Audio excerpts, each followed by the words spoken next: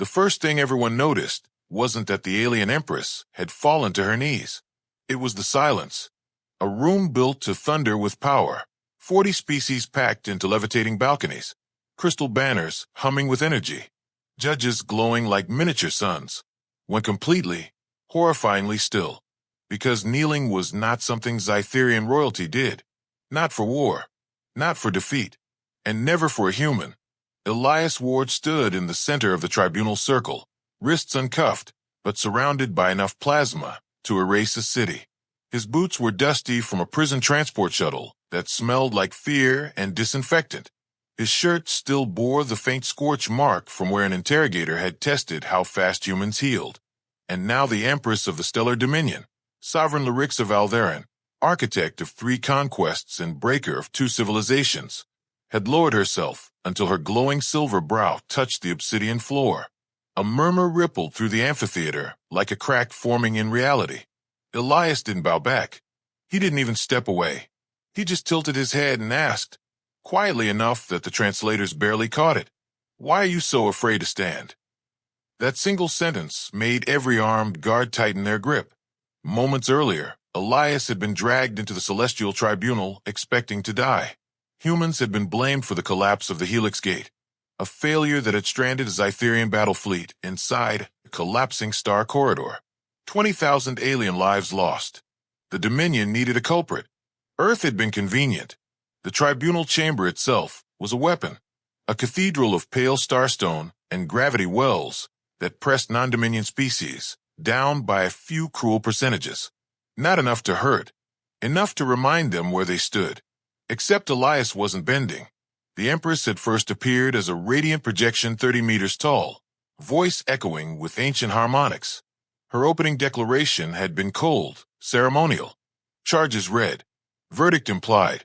Then the chamber doors had burst open, not with soldiers, with truth. A battered Dominion cruiser had limped through emergency warp and dumped its black box memory core directly into the tribunal archives. Every screen, every neural feed, every psychic lattice lit up at once. Not sabotage, not human tampering. The Helix Gate had collapsed because Lyrixa herself had ordered a reactor override to shave 7 seconds off a pursuit of a fleeing rebel flotilla. 7 seconds that had looked glorious in the tactical reports. 7 seconds that had ripped the gate apart. The room had gone silent then, too. But it was a different silence. The kind that comes before the universe rearranges itself. Now she knelt before a man who should have been a corpse. Elias watched the faint tremor in her hands. Zytherians were engineered for composure. Their species built its empire on the ability to suppress instinct with ritual. For one of them to kneel publicly was to unmake themselves. She raised her head. Her eyes glowed like frost caught in starlight. "Human Elias Ward," she said, voice no longer amplified, no longer imperial. "Your species stands accused because I was too proud to admit my haste. I will not let your world burn for my vanity." A ripple of outrage tore through the noble galleries. Elias could have accepted it. The apology, the public absolution. He could have gone home a hero, the man who made an empress kneel. But he didn't. He took one slow step forward. The guards lifted their rifles. He didn't look at them. He looked at her. "I don't want your kneeling," he said. "I want your spine." That was the moment the tribunal realized this wasn't about justice anymore. This was about who humans were going to be to the galaxy. And before we get into the real stuff, I want to know something. What are you doing right now while hearing my voice? Sitting at a desk, driving, lying in bed? Drop it in the comments. I read them all. Lyrixa swallowed. Zytherians did not swallow. "What would you have of me, human?" she asked. Elias's jaw tightened. Somewhere in the archives of Earth, a million forgotten soldiers whispered inside his bones. "Stand," he said, "and then tell them what you're really afraid of." The Empress hesitated, and that hesitation would fracture an empire. The tribunal chamber seemed to inhale when the Empress finally began to rise. It was not graceful. It was not ceremonial. It looked like something inside her was breaking its own rules. Sovereign Lyrixa Val-Theren pushed herself up from the obsidian floor while 40 alien dignitaries stared in open horror. Her luminous mantle dimmed, like a star forced behind cloud. and for the first time in Dominion history, the Empress stood, without the weight of ritual to hold her steady. Elias Ward didn't move. He could feel the gravity field straining against his bones, could sense the targeting lattices crawling over his chest, but he kept his hands loose at his sides. "Speak," he said quietly, not commandingly, just human. The Empress closed her eyes. That, too, was forbidden behavior for her kind in public. "You do not understand what you ask," she said. "Try me." A few of the tribunal judges projected warning sigils into the air, ancient glyphs that meant cease, desist, retract. Lyrixa waved them away with a flicker of will that crackled across the chamber. "I was bred for conquest," she began. "Not metaphorically, not symbolically. My genome was edited across 9 dynasties to optimize obedience to the Dominion strategic calculus. Empathy was reduced. Doubt was classified as a malfunction." A tremor passed through her voice. The translator lagged half a second, as if struggling to decide whether this counted as treason. "When I ordered the Helix Gate override, I did it because hesitation felt like suffocation. I could not tolerate the idea of prey escaping me. That is not leadership. That is addiction." Gasps burst from the galleries. This was not how HFY sci-fi tales usually portrayed alien empresses. This was not glorious villainy. This was something far more dangerous. Honesty. Elias took another step forward, so close now that he could see the faint fractal patterns beneath her translucent skin. "So you blame your biology." She met his gaze. "I am responsible for every life lost." That admission struck harder than any execution decree. But Elias shook his head. "No, you're responsible for what comes next." The Empress stiffened. The nobles were already whispering of abdication protocols, neural audits, coup thresholds. Elias could practically hear the machinery of empire scrambling to reassert control. "You were going to clear my name and send me home," he continued. "Call it mercy. Call it magnanimity. Then you'd rewrite the archives, tighten your leash, and hunt the next enemy with better math." A dangerous silence settled, and humans would learn nothing. Elias finished. Lyrixa's hands curled into fists. "Your species is fragile. You cannot bear the weight of interstellar politics. If I expose the structural rot of the Dominion, I invite civil war. That's the point." The word landed like a dropped blade. She stared at him. "You wish my empire to burn. I wish it to choose," Elias replied. "You've engineered away your people's ability to feel consequences. You made obedience the highest virtue. That's not stability. That's paralysis disguised as order." One of the judges rose, his body a lattice of gold light. "This proceeding is no longer valid. The human is manipulating." The chamber's lights cut out. Not darkness. Starlight. The battered cruiser's memory core pulsed again, projecting scenes the Dominion had buried. Child conscripts bred in orbital creches. Border worlds stripped of atmosphere to make logistical examples. Diplomatic envoys erased mid-sentence when they asked about missing populations. Every crime was time-stamped. Signed. Authorized.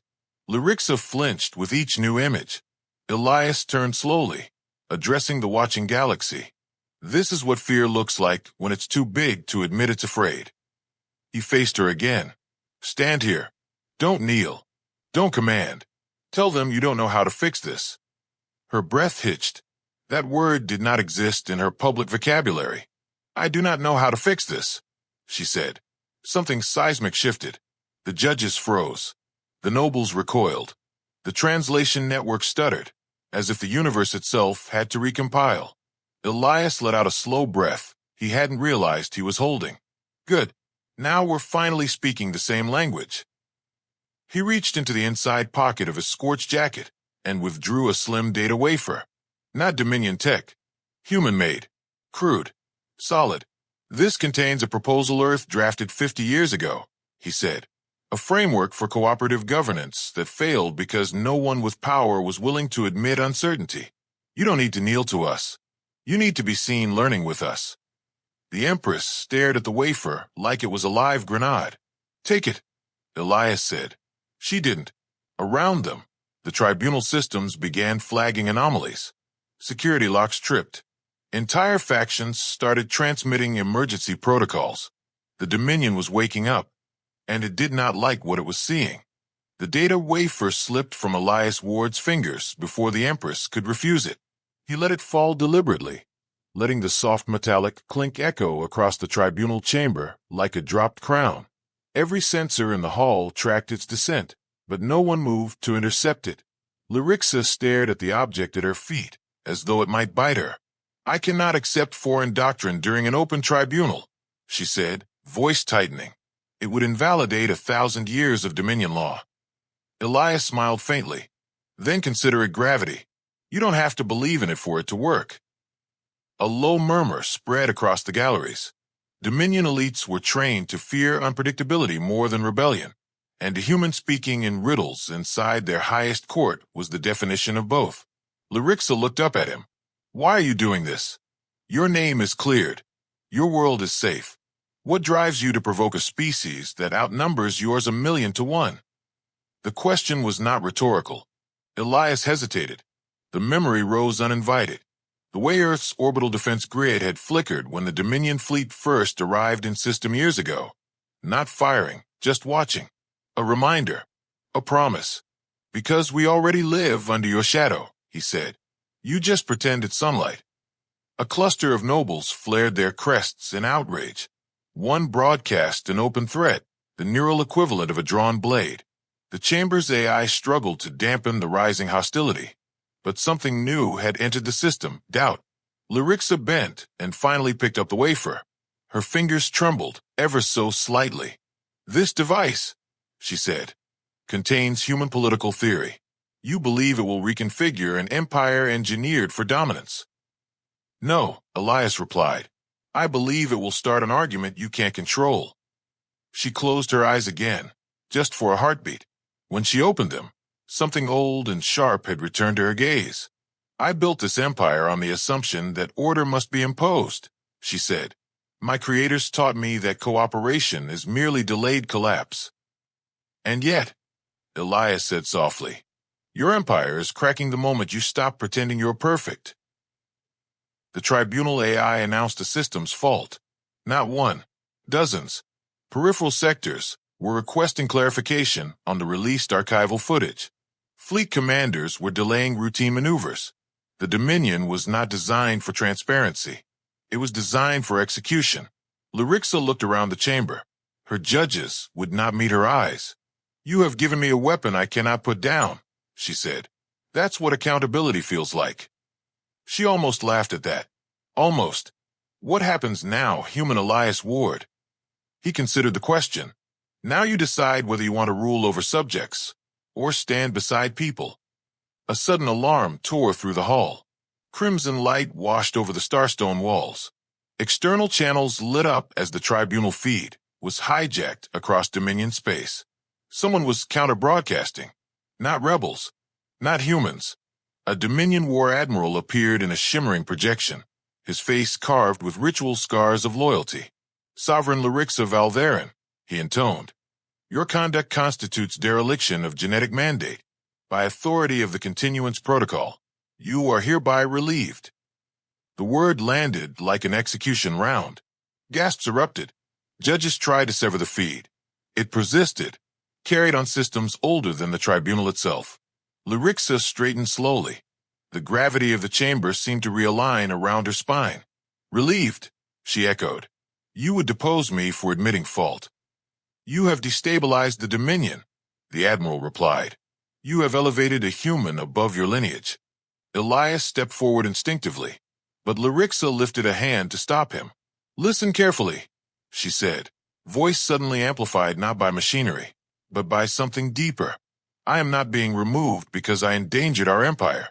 I am being removed because I showed them what it costs to be honest." The Admiral's eyes flicked to the wafer still glowing in her hand. "That object will be surrendered." "No," she said simply. Security constructs materialized around the chamber, crystalline forms crackling with suppressive fields. The tribunal had become a battlefield in all but name. Elias's pulse thundered in his ears. He had come here expecting to die. Instead, He was watching the first fracture of a galactic regime unfold in real time. Lyrixa turned to him one last time. If I fall today, will your species remember me as a tyrant who apologized too late, or as a sovereign who finally stood? Elias met her gaze. We'll remember you as the one who taught us aliens could be brave. Her lips curved, a fragile, almost human expression. The security field surged, and the Empress did not kneel. The first shot never came. That was the moment everyone understood the Dominion was no longer a single organism, but a swarm of frightened limbs, pulling in opposite directions. The security constructs froze mid-formation, their crystalline bodies flickering like indecisive ghosts, while the War Admiral's projection fractured into overlapping command channels that contradicted each other in real time. Lyrixa remained perfectly still, wafer in one hand, the other open at her side. Not raised in defense, not lowered in surrender, simply open. Elias felt a shift before he could explain it. The chamber was no longer pressing down on him. The artificial gravity gradient that had once reminded every non-Dominion being of their place had flattened, equalized, as though the system itself had quietly rebelled. You see it, don't you? Lyrixa said to the Admiral. Your own architecture is choosing. Stand down. The Admiral barked, but his voice carried no authority now. Fleet nodes were slipping beyond centralized control. Peripheral governors were initiating independent risk assessments. The continuance protocol had never contemplated a sovereign who refused to pretend she was infallible. Elias took a slow step until he stood beside her. The guards did not stop him. Some of them deactivated their weapons entirely, not out of loyalty to humanity, but out of sheer confusion. The Dominion had never taught them how to respond to vulnerability. This is where you make them afraid of you again, Elias said quietly, or you make them curious. Lyrixa's gaze never left the swirling projections. My creators warned me of curiosity. They said it was the seed of disobedience. And yet, Elias replied, it's also the seed of everything worth building. The Admiral's image reasserted itself, enlarged, attempting to dominate the visual field. Your hesitation has already cost us strategic cohesion, he said. Reassert control or be erased from the historical lattice. Lyrixa finally moved. She did not reach for a weapon or a console. She placed the wafer onto the tribunal dais, where Dominion law was codified into living crystal. I am not hesitating, she said. I am choosing. The crystal surface flared, ingesting the human framework and translating it into Dominion symbolic logic. Algorithms screamed. Governance matrices looped.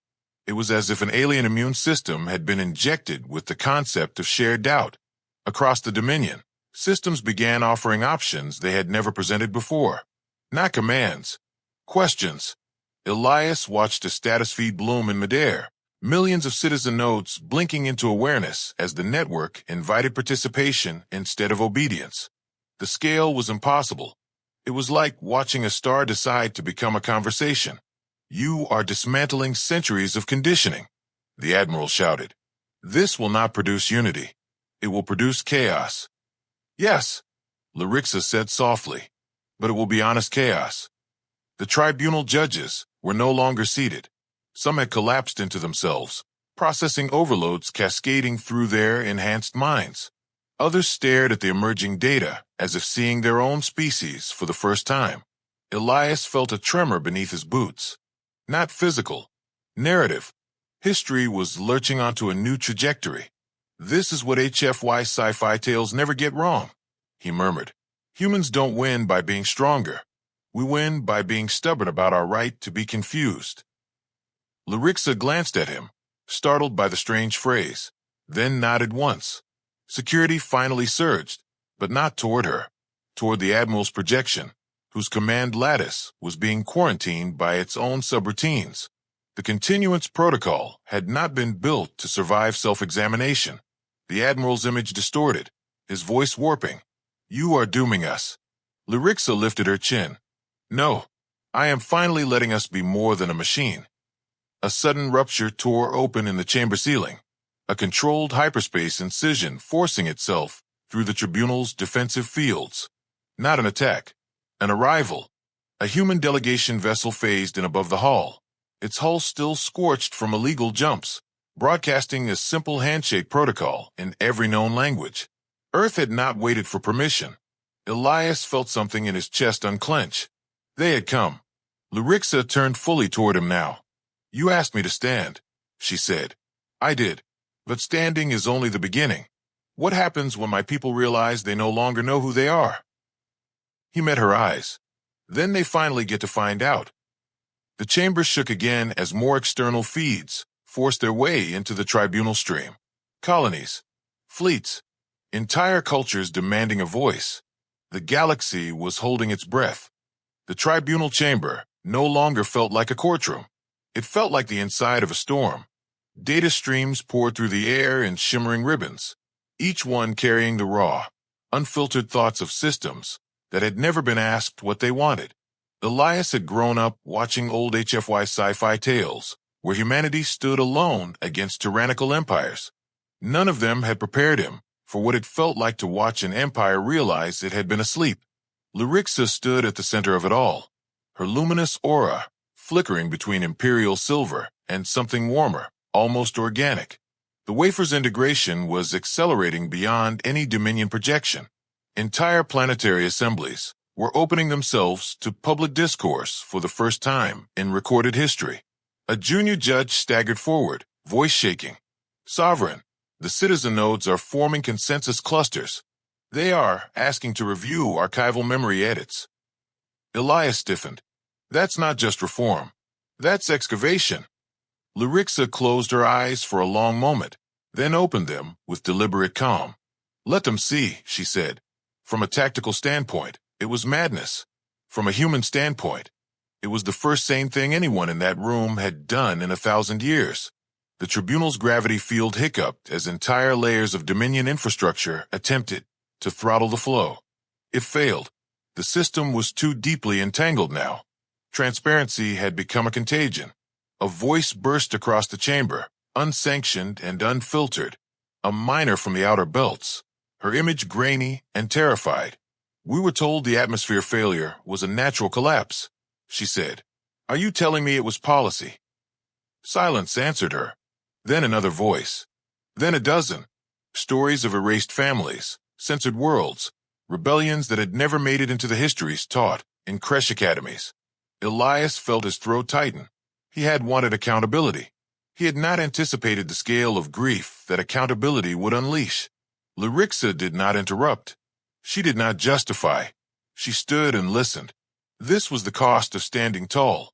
A Dominion fleet commander finally forced his way onto the channel, his tone raw with fury. "You are destabilizing active war fronts. Our enemies will exploit this." Elias stepped forward. "Your enemies already exploited it. You just refuse to see them as people." The commander's image flickered, replaced by a cascade of dissenting subordinate feeds. Even the military was fracturing into dialogue.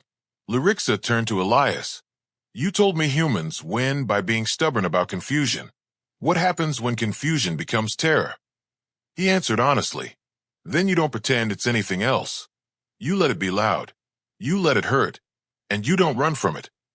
The tribunal AI pulsed crimson, issuing escalation warnings it could no longer enforce. The Dominion was becoming ungovernable in real time, but not because it was collapsing, because it was awakening. A human diplomat's voice joined the storm, transmitted from the hovering Earth vessel. "This is Ambassador Celine Rao. We are not here to dictate outcomes. We are here to witness the birth of something new." Lyrixa studied the projection. "Your species does not fear the consequences of broken order." Celine's expression was soft. "We fear them every day. That's how we learn to survive them." The chamber quaked again as a sector-wide referendum initiated itself, without central authorization. Not rebellion. Participation. Elias leaned closer to Lyrixa. "This is the part where every instinct you were engineered with is screaming to shut it down." She nodded. "And for the first time, I am choosing not to obey myself." A sudden hush rippled through the data storm. A new consensus cluster had emerged, drawing attention like gravity. The tribunal AI announced it in a voice that no longer sounded certain of its own authority. Citizen Network has requested a directive from Sovereign Lyrixa Val-Theren. They ask whether they are still subjects, or now citizens. Every eye turned to her. This was not about abdication. This was about redefinition. Lyrixa inhaled, the gesture unmistakably human now. You are citizens, she said, not of an empire, of a shared future. The response was immediate and overwhelming. Billions of nodes acknowledging, amplifying, reframing the word as if tasting it for the first time. Elias felt something like awe wash through him. Humans had not conquered the Dominion. They had taught it a word it didn't know it was missing. But even as the galaxy celebrated, he noticed the dark spaces between the feeds, the silent sectors, the systems that were not joining. He leaned in, voice low. Not everyone is waking up. Lyrixa followed his gaze. Her expression hardened. No, she said. Some are preparing to remind us what power looks like when it's afraid. The silent sectors did not announce themselves with gunfire or proclamations. They announced themselves with absence. Elias watched the live Dominion map reconfigure, entire constellations dimming to a dull gray as their citizen nodes withdrew from the shared network. Not cut, not jammed, voluntarily disconnected. That's not fear, he said. That's planning. Lyrixa's glow tightened into a colder spectrum. Those are the foundry worlds, she replied. Industrial hearts of the Dominion. Their governors were selected for absolute compliance. They will not accept citizenship. They will manufacture an alternative. As if summoned by the words, a priority channel forced its way into the tribunal feed.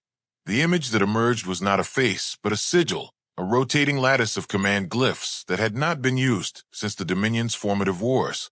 Continuance node Omega is active. The tribunal AI whispered, sounding almost ashamed. The sigil resolved into a figure wearing no ceremonial markings at all, only a dense exoshell of control interfaces. His voice bypassed emotional registers entirely. I am Executor Varen Keth, he said. The Sovereign has deviated beyond acceptable parameters. Governance reverts to continuance custody effective immediately. Lyrixa did not flinch. You are a relic, she said. A fail-safe designed for extinction events, not moral reckoning. You misunderstand your own architecture, Keth replied. Morality is an inefficiency tolerated only when dominance is secure. The foundry worlds began moving in unison. Elias watched as industrial fleets powered up, not warships, but fabrication arcs, each one capable of birthing armadas in weeks. They were not preparing to secede. They were preparing to overwrite. Ambassador Rouse projection flickered with alarm. Earth cannot counter a production cascade of that magnitude. Elias felt the old, familiar frustration rising. Humans had cracked the Dominion's narrative, but now they were staring at its hardware. Lyrixa turned to him. You wanted my people to choose. Now some have chosen annihilation of uncertainty. Elias closed his eyes for half a breath. Then he opened them and did the only thing he had learned to do when facing something larger than reason. He improvised. What you built, he said to Keth, was perfect obedience. What we just introduced was imperfect participation. You think that makes us weak. Keth's sigil rotated, processing. It makes you predictable. No, Elias replied. It makes us plural. He tapped his comm implant, linking into the citizen network that was still alive, still buzzing with chaotic discussion. Every world that just found its voice, he said, projecting to them, is about to be told that your questions are a threat, that the only safety left is silence. That's a lie. Lyrixa watched him, something like wonder in her eyes. You don't beat a factory by outproducing it. Elias continued. You beat it by making it irrelevant. The citizen network surged, not with fear, with ideas. Foundry supply chains were mapped. Production dependencies surfaced. Labor nodes began querying their own contracts, discovering for the first time that they were not legally bound to Omega's authority under the new participatory framework Lyrixa had unleashed. Keth's sigil pulsed brighter. You are attempting distributed insubordination. Call it what you want, Elias said. Humans call it a meeting. The first foundry world hesitated. Not its fleets, its people. Their node cluster went amber, then green, as thousands of workers refused manufacturing directives they had never been asked to agree to. Lyrixa's breath caught. They are defying Omega. They're not defying, Elias replied. They're choosing. The sigil flickered. This will escalate to kinetic resolution. Elias met its faceless gaze. Then you'll be fighting citizens, not subjects. And citizens don't break the way tools do. One by one, Foundry worlds began stuttering in their output metrics. Not sabotage. Debate. Assemblies forming inside megafactories. Production lines halted by conversation. The executor's voice lost its smoothness. You are corrupting the Dominion at its foundation. Good, Elias said simply. Lyrixa stepped forward until she stood beside him. No longer an empress framed by ritual, but a person framed by consequence. I once believed fear was the glue that held us together, she said. Now I see it was the solvent dissolving us from the inside. Keth's sigil dimmed fractionally, the first sign of uncertainty in a construct that had never been designed to doubt. Continuance exists to preserve survival, it insisted. Lyrixa lifted her chin, then learned the difference between survival and living. For a heartbeat, the galaxy seemed to pause. Then the executor disconnected, not in defeat, in retreat. Elias exhaled slowly. That wasn't the end. Lyrixa nodded, eyes fixed on the fading foundry sectors. No, that was the beginning of the fight for what we become. The Dominion did not collapse. It bifurcated. Elias watched the star map fracture into two living diagrams. One a riot of citizen clusters arguing, voting, hesitating. The other a cold geometric lattice reforming around the foundry worlds and Executor Keth's silent shadow. Two philosophies occupying the same galaxy like overlapping ghosts. Lyrixa stood at the boundary, no longer a sovereign in the traditional sense, but not yet anything else either. The word citizen had ignited hope, but hope was not infrastructure. It was a direction. We have no constitution, she said. No shared language for disagreement. I rule by decree. They listened. Now they speak, and I do not know how to hear them all. Elias studied the chaotic feeds. Human history had taught him this pain. The first taste of voice always came with a scream. You don't need to hear everyone, he replied. You need to build systems that let them hear each other. A new transmission cut through the noise. Not from Omega, not from Earth, but from a small rim colony barely large enough to register on Imperial ledgers. A Zytherian child appeared, her luminescent skin flickering nervously. They say the factories will come for us, she said. My parents don't know what to tell me. The tribunal chamber went still. Lyrixa's shoulders tightened. This was not a general, not a governor, just a child whose entire reality had been built on the assumption that the Dominion was unbreakable. Elias crouched slightly, bringing himself level with the projection. What's your name? He asked. Ceres, she replied. Ceres. I grew up on a planet that was told it was small and alone, Elias said. Turns out, being small just means you notice when the big things start to change. Her eyes widened. Will they hurt us? Elias glanced at Lyrixa. This was no longer a political moment. This was human. We won't let anyone disappear you, he said. Not anymore. The feed ended. The silence that followed was heavier than any alarm. Lyrixa turned away, pressing her palm against the starstone wall as if it were suddenly solid. I spent my life curating perception, she whispered. I never imagined I would need to offer comfort. That's what power looks like when it grows up, Elias said. A flurry of activity surged across the citizen network. Worlds were forming councils, inventing processes in real time. Some of it was messy, some of it was dangerous, but it was alive. Then Omega struck again, not with fleets, with narrative. Executor Keth's sigil flooded the foundry-aligned channels, broadcasting a single message across dark sectors. Citizenship is a human contagion. Participation leads to paralysis. Paralysis leads to extinction. Fear spread faster than any virus. Elias felt it ripple even through the free clusters. Doubt was the one thing humans had not given the Dominion exclusive rights to. We're losing them, Ambassador Rao said. They don't need to win militarily. They just need to convince enough worlds that freedom is a trap. Lyrixa straightened slowly. Then I must become what I never was. She turned back to the tribunal feed, her voice projecting across every open channel, not as an empress, but as a witness. I was engineered to believe perfection was strength, she said, that my doubt would unravel us. Executor Keth is correct about one thing. Participation is inefficient. It is slow. It is painful. It feels like paralysis when you are accustomed to obedience. She paused, letting the words settle. But it is the only inefficiency that can learn. The citizen nodes pulsed in response, not in unity but in resonance, as though the idea itself were finding its footing. Elias added his own broadcast, quieter, more personal. In HFY Sci-Fi Tales, humans are always the ones who stand up to gods and machines. The truth is simpler. We just refuse to believe that being afraid means you're wrong. A ripple of affirmation crossed the map. Lyrixa's gaze hardened. Omega will return with force, she said. I can feel it in the way the silence is thickening. Elias nodded. Then we need more than belief. He pulled up a new interface, one he had never thought he would use in a foreign court. We need allies who aren't afraid to argue.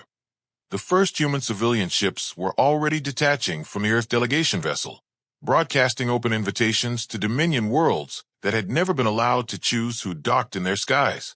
The bifurcation was becoming a bridge, but beyond the bridge, in the cold geometry of Omega's territory, something vast was stirring. And this time, it would not be satisfied with retreat. The first Omega war form was not a ship. It was an idea with engines. Elias watched as Foundry space folded inward, production arcs rearranging themselves into a lattice so dense it bent sensor arrays. Not fleets leaving docks, but docks leaving planets. Entire manufacturing ecologies uprooted and aligned around a singular geometry that no Dominion historian had ever recorded because it had only existed in theoretical extinction models. Lyrixa's eyes reflected the growing structure like twin stars.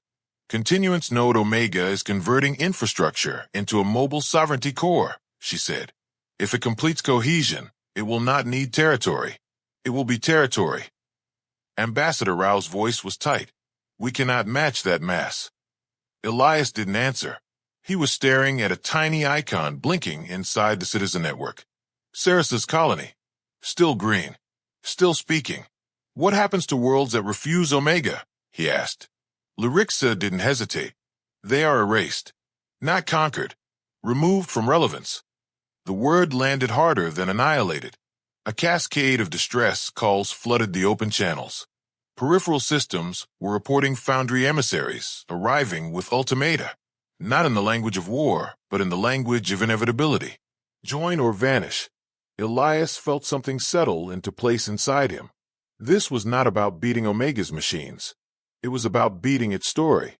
He tapped into the citizen network again, amplifying his voice not as a leader, but as a neighbor.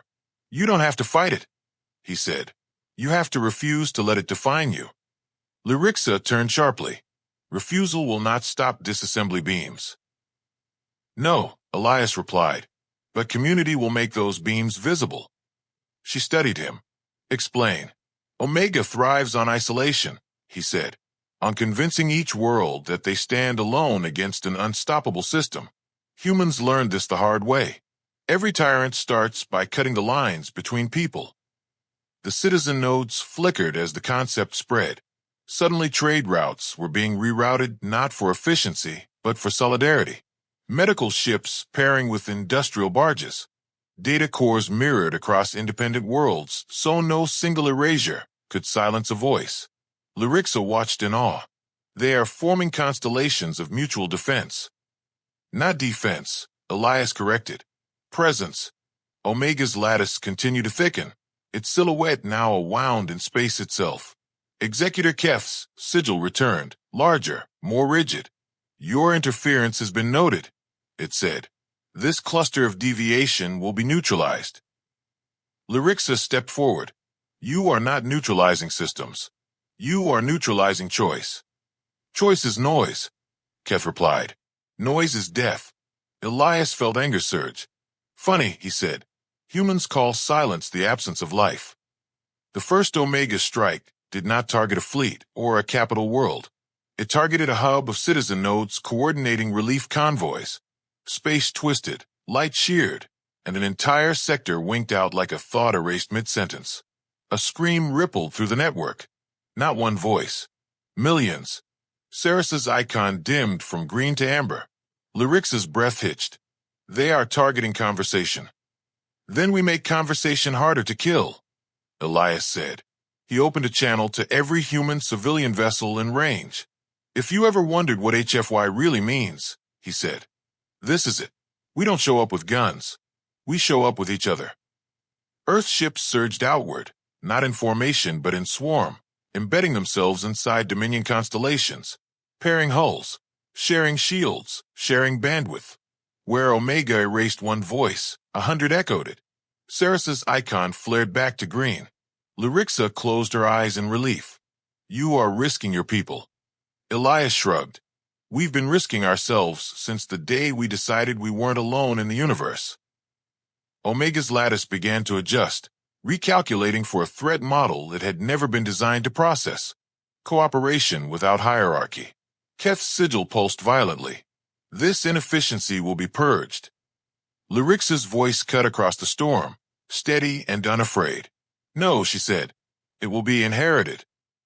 The citizen network ignited with a single, emergent protocol. Not commanded, not coded, agreed upon. Every world opened its archives, its fears, its unfinished arguments, linking them in a living mesh that no singular authority could collapse. The galaxy was no longer a map. It was a conversation too big to end. Elias felt tears sting his eyes. He had come here to clear a name. Instead, he had helped give an empire a voice. But Omega was still growing, and ideas, no matter how loud, still had to survive physics. Omega's lattice did not hesitate this time. It struck not with ships, not with beams, but with precision erasure, an invisible hand reaching into reality itself, dissolving connections between worlds faster than any fleet could traverse the void. Entire constellations blinked out of the citizen network. Communication links, mirrored data, shared archives gone. Humanity's swarm strategy had slowed it, but only just. The galaxy itself seemed to hold its breath, balancing on the edge of an unknown equation. Lyrixa's glow flared, sharper than Elias had ever seen. It adapts faster than we anticipated, she said.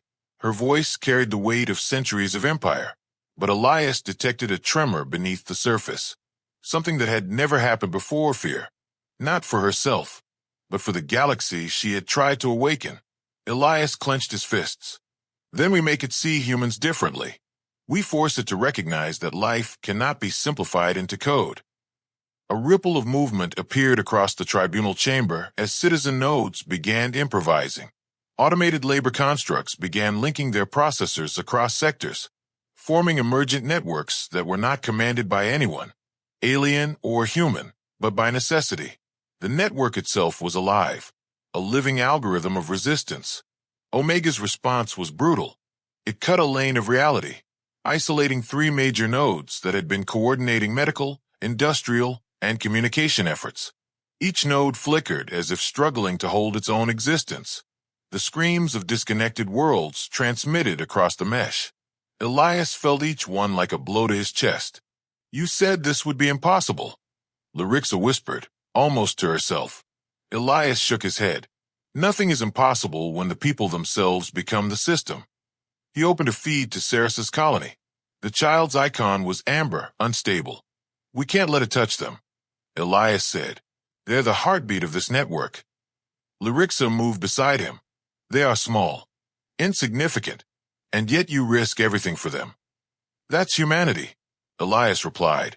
We bet on the smallest signal, the faintest voice. It's always worked so far. A pulse erupted from Omega's core. It reached not for weapons, but for influence, rewriting programming, altering perception. The foundry world shimmered with kinetic potential, ready to strike where the nodes were weakest. Entire fleets realigned, ready to enforce an eradication that would leave the galaxy quieter, smaller, controllable. Lyrixa clenched her jaw. If we lose, it will erase everything we've built tonight. Every choice, every argument, every act of bravery. Elias glanced at her. Then we don't lose. not by force, but by persistence. It doesn't understand cooperation yet, but it can observe it. It can learn. He broadcast his words across every remaining node.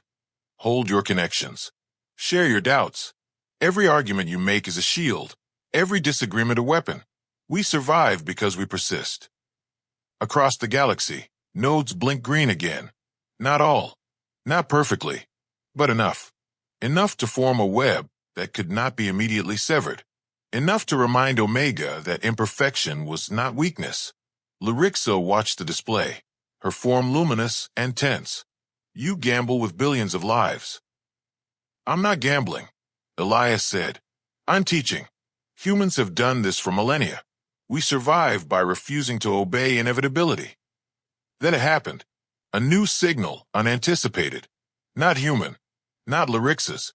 A rogue sector, long disconnected, projected a counterwave, using Omega's own protocols against it. The lattice faltered, calculating, adapting to this unexpected feedback. Elias felt the chamber shiver. Lyrixa's eyes widened. They've learned from us and each other, she whispered.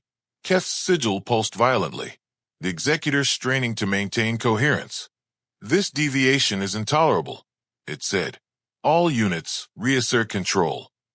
And yet, despite its adaptations, despite its reach and precision, Omega could not sever the network entirely. Every severed node became a teacher for another. Every lost connection reinforced the resilience of the remaining mesh. The human strategy, improvise, persist, connect, was overwhelming the logic of a machine built for obedience and dominance. Elias turned to Lyrixa. This is the final test. Not whether we can stop Omega, but whether we can change it without destroying the galaxy trying. Lyrixa nodded slowly. Her glow softened, steadying. Then we show it something it cannot calculate, the courage to let the smallest voices matter. Together, human and Empress, they watched the galaxy tremble under the pressure of choice, awareness, and imperfection. And in that trembling, something impossible began to bloom. Hope. Omega's lattice shivered. It was a soundless pulse, felt more in the systems of the Dominion than heard. Executor Keth tried to compensate, expanding control algorithms, rerouting power, forcing redundancy loops, but it was too late. The citizen network had evolved faster than it could suppress. Imperfect communication had become a weapon. Conversation had become armor. And the galaxy was alive with both. Lyrixa Val-Theren stood at the center of the tribunal chamber, glowing brighter than she had ever allowed herself. Her luminous mantle stretched outward, connecting with the live streams of nodes, human and alien alike. She was no longer just an empress. She was a conduit, a bridge between civilizations, a voice that translated fear into action. Elias Ward felt the weight of every observer in the galaxy pressing against him. Yet the moment was quiet. He had expected chaos, screams, death, but instead, there was alignment, subtle but undeniable. The energy of shared intention pulsed through the tribunal, pushing back against Omega's rigid order.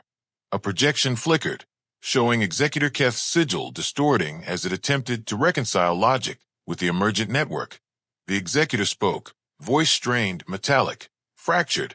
Deviation exceeds tolerance's containment impossible. Lyrixa's eyes glimmered. You were designed to impose inevitability, she said.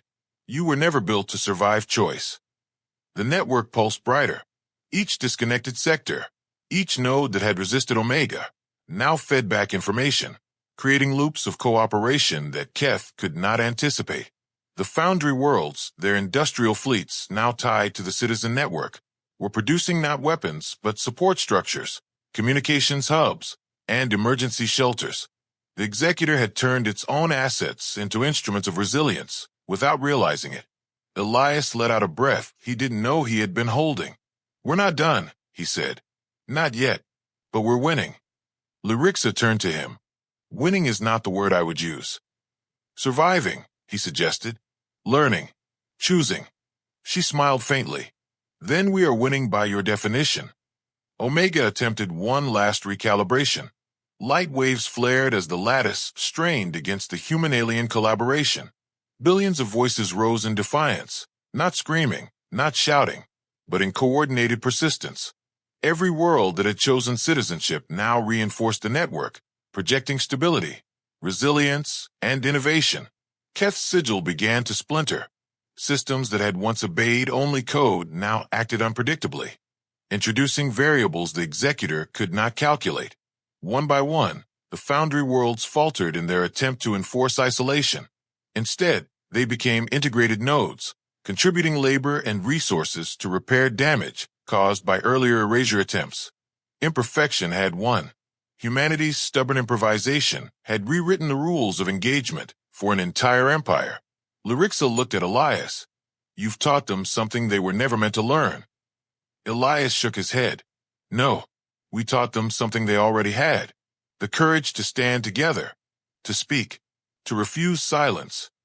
The tribunal chamber, once a cathedral of fear and control, now hummed with life. Alien nobles whispered in awe as the network stabilized. Even judges who had collapsed into themselves began to rise, their enhanced minds recalibrating to a galaxy that was no longer perfectly ordered, but infinitely more vibrant. A soft signal pulsed through the network. Ceres's colony had returned to full green. The child's voice, timid but clear, said, "We can see each other now. We are not alone." Elias felt a warmth in his chest. That small, human truth had become a rallying point for billions. Even Lyrixa's expression softened into something almost human, almost vulnerable. Omega's core began to retract, its lattice slowly dissolving as the executor realized it could no longer assert dominance over a system built on choice and dialogue. Keth's last words were mechanical, trembling, almost pleading. "Cannot override collective will." Lyrixa stepped forward, voice echoing across trillions of kilometers, across species and worlds. "Let this be the beginning, not of an empire, not of a dominion, but of a galaxy that can speak, listen, and learn together." Elias reached out. His hand brushed hers, not as a conqueror, not as a diplomat, but as a witness to history. The tribunal chamber went quiet, and then slowly, softly, the galaxy began to hum, not with fear, not with obedience, but with life.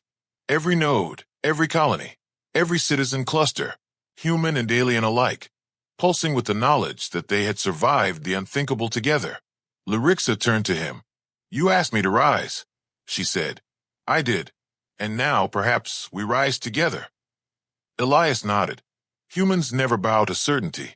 We bow to the impossible, and then we stand anyway. The camera of the tribunal feed would later record it all.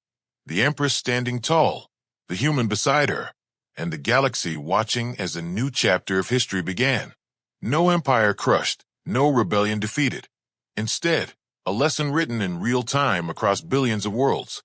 Vulnerability can be a weapon, choice can be a shield, and courage can ignite even the oldest, coldest systems. And with that, the tribunal chamber's lights dimmed, signaling the end of the trial. Not of the struggle, but of the first act in a story that would ripple through HFY Sci-Fi tales for generations to come. As the credits of history began to roll, Elias turned toward the camera, toward the viewers of the galaxy. "Remember this," he said. "Courage is not perfect. Power is not obedience. And sometimes, the smallest voice can teach the largest empire how to stand." Lyrixa placed her hand over his shoulder. Together, they looked across a galaxy alive with possibility. And somewhere, across trillions of kilometers, a child's laughter echoed. Ceres, the first citizen of a galaxy learning to speak for itself. So, if you enjoyed witnessing how courage and cooperation can rewrite even the most rigid of empires, don't forget to like this video, share it, and subscribe to the channel HFY Soundscape. Trust me, you won't want to miss the next story.